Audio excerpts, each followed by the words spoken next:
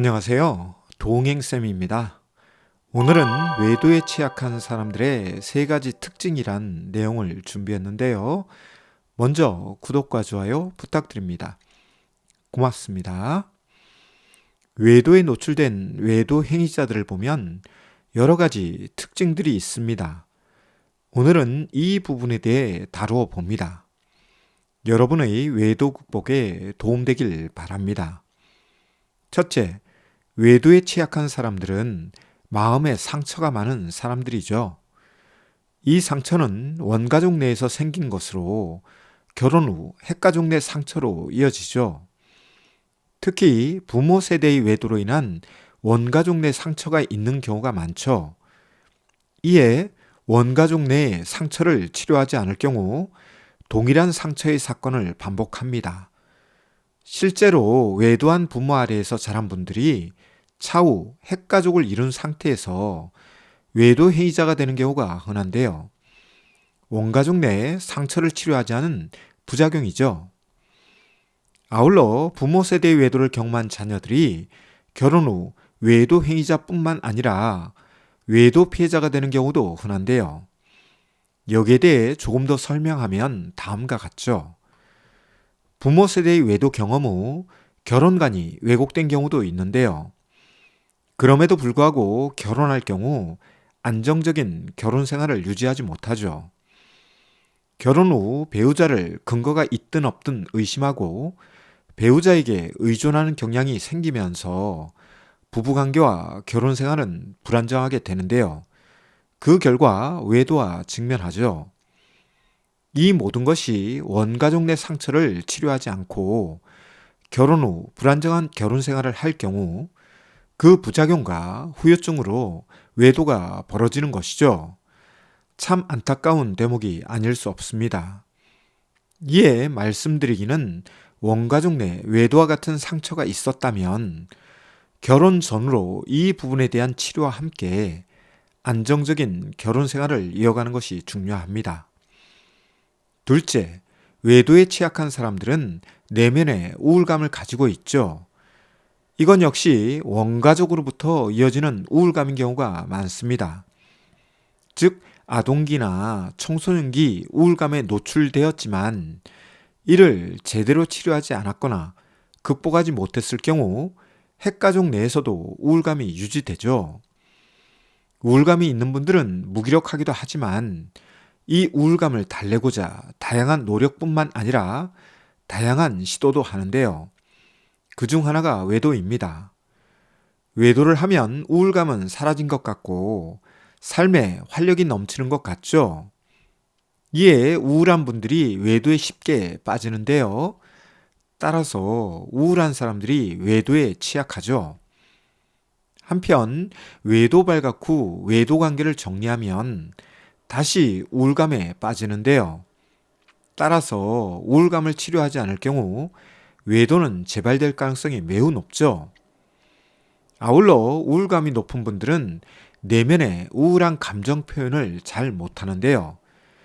이는 자신의 우울한 감정을 드러낼 경우 자신이 부정적으로 보일지 모른다는 불안감 때문이죠. 이에 이런 분들이 외도 직면 후 외도 상담이나 부부 상담에 나오더라도 평소 자신의 우울한 감정에 대한 표현을 잘하지 못하던 것 때문에 힘들어하죠. 중요한 것은 우울한 분들이 외도에 취약하고 무기력한 분들이 외도에 취약하며 감정 표현을 잘하지 못하는 분들이 외도에 취약하다는 것입니다.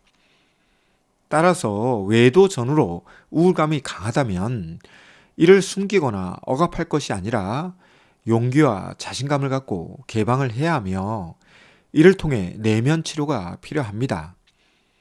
이를 가볍게 여길 경우 외도는 재발될 수 있으며 외도에 취약한 사람으로 살아갈 가능성이 높기에 부디 이 부분에 대한 치료를 꼭 받길 바랍니다. 마지막으로 셋째, 외도에 취약한 사람들은 자존감이 낮습니다. 자존감은 다양한 부분에서 영향을 미치는데요. 예를 들면 합리적 선택과 결정에도 영향을 미치죠. 그런데 자존감이 낮아지면 합리적 선택과 결정을 하지 못합니다. 이에 머리로는 외도가 안 된다고 생각하지만 행동은 이미 외도를 하고 있는 경우도 흔하죠. 바로 자존감이 낮은 관계로 생기는 인지 부조화적 현상이 벌어지는 것이죠. 따라서 자존감을 건강하게 유지하는 것은 외도 예방에도 큰 도움이 됩니다. 그런데 이 자존감 역시 원가족 내에서 건강하게 유지하지 못한 사람들의 경우 인지와 행동의 부조화적인 경우가 생기는데요. 특히 외도의 경우는 이런 경우가 흔하죠. 한편 자존감이 낮은 사람들의 경우 외도 직면 후 자신의 잘못을 인정하지 않고 외도 피해자에게 추가적 상처와 아픔을 주며 외도 후 부적절한 선택과 결정을 하죠. 예를 들면 다짜고짜 이혼하자고 하는 경우가 자존감 낮은 사람들의 성급한 선택과 결정이죠. 특히 외도 해이자가 외치는 이혼은 무책임한 요구일 수 있습니다. 왜냐하면 외도 직면 후 가장 중요한 것은 외도 피해자에 대한 치료와 배려인데요. 이것을 무시하고 문제로부터 도피하고자 이혼을 외치는 경우가 흔하기 때문입니다. 따라서 외도에 취약한 사람들은 자존감이 낮고 자신을 존중하지 않다 보니 타인을 존중하는 마음도 약하며 이에 외도 무책임한 태도를 보이죠. 외도는 벌어지지 않는 것이 최선이나 이미 외도가 벌어졌다면 이를 잘 수습하는 것이 현명하고 지혜로운 선택과 결정이 됩니다.